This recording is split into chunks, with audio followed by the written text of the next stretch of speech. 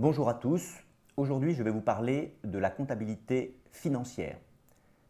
Premièrement, vous pouvez remarquer que la comptabilité ne s'appelle plus la comptabilité générale, bien que le terme soit encore utilisé par beaucoup d'enseignants, qui se retrouve dans beaucoup d'ouvrages. Depuis les normes internationales, les fameuses IFRS, eh bien, nos états comptables sont devenus des états financiers. Et la comptabilité n'est plus la comptabilité générale. La comptabilité est le support à prendre ou à laisser de la finance. Elle est donc devenue la comptabilité financière.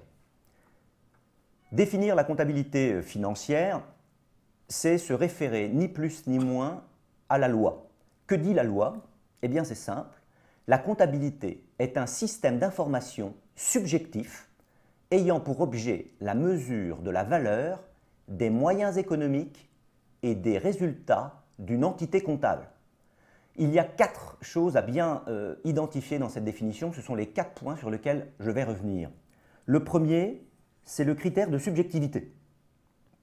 Le second, c'est le critère de valeur. Et les deux derniers sont les critères de moyens économiques et de résultats. Au fond, la comptabilité a 4 dimensions. Ce sont les 4 que vous pouvez voir apparaître dans cette définition. Premier, la subjectivité. La comptabilité est un système d'information subjectif. Alors j'ai longuement hésité avant de vous laisser la subjectivité, parce que vous avez l'image probablement du comptable carré qui a la rigueur chevillée au corps, plus marié à sa calculatrice. Enfin bref, l'idée c'est de vous montrer que le comptable a des zones d'ombre dont vous ignorez la plupart du temps. C'est-à-dire qu'il a des pouvoirs de pouvoir créer. En fait.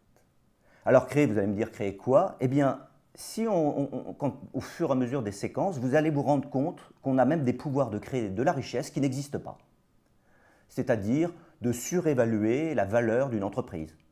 On a même des pouvoirs de créer, j'ai envie de dire, des bénéfices ou des pertes, selon... alors évidemment, ce n'est pas le but de la comptabilité, qu'on s'entende bien. La comptabilité doit être neutre. Mais enfin, devant les nombreuses situations subjectives, vous allez voir que le métier de comptable n'est pas aussi carré qu'on pourrait le laisser penser.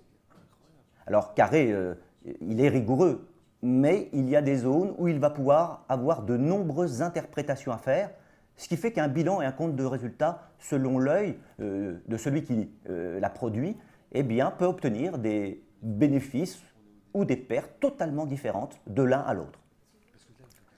La comptabilité est donc un système d'information subjectif ayant pour objet la mesure de la valeur.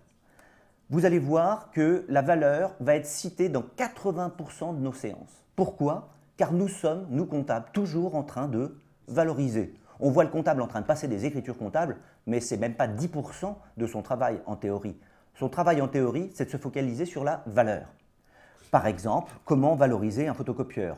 Alors, vous allez me dire, valoriser un photocopieur, ce n'est pas compliqué, et en effet, ça ne l'est pas du tout. Par contre, valoriser du chiffre d'affaires, ça l'est déjà beaucoup plus.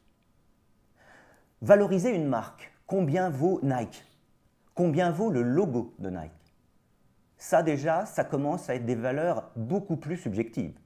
Si je vous dis quel est le coût du démantèlement d'une centrale nucléaire, maintenant, depuis les lois sur l'environnement, nous sommes obligés d'enregistrer les futurs coûts de démantèlement directement en comptabilité. Mais combien vaut une somme qui devra être dépensée dans 50 ou 100 ans? La comptabilité est aussi un système d'information subjectif qui doit mesurer la valeur de quoi? Premièrement, des moyens économiques. Ces moyens économiques eh bien, se retrouvent dans un document qu'on appelle, alors, vulgairement, le bilan. C'est un tableau, comme on l'étudiera, qui a pour objectif d'évaluer le patrimoine de l'entreprise. Les moyens économiques se retrouvent ici, financiers, matériels, financières, les stocks, les créances, on le verra, l'actif immobilisé.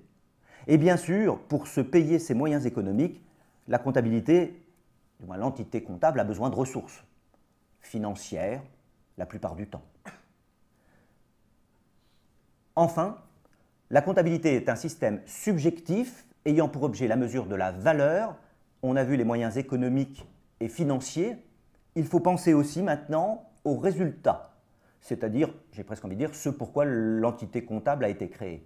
L'entité comptable doit produire, c'est presque son unique objectif, des résultats. Là, nous tombons dans un document maintenant qui s'appelle le compte de résultats, comme on l'étudiera plus finement bientôt. Composé de quoi? Eh bien, des produits, c'est-à-dire ni plus ni moins le chiffre d'affaires qu'a produit l'entité.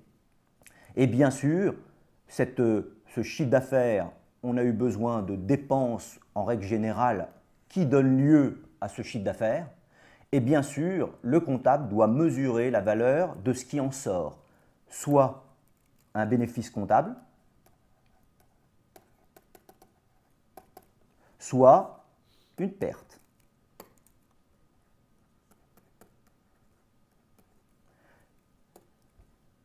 Tel est donc l'objectif de la comptabilité. Vous l'avez remarqué, 3 problématiques. La problématique de la subjectivité qui doit être neutralisée au maximum.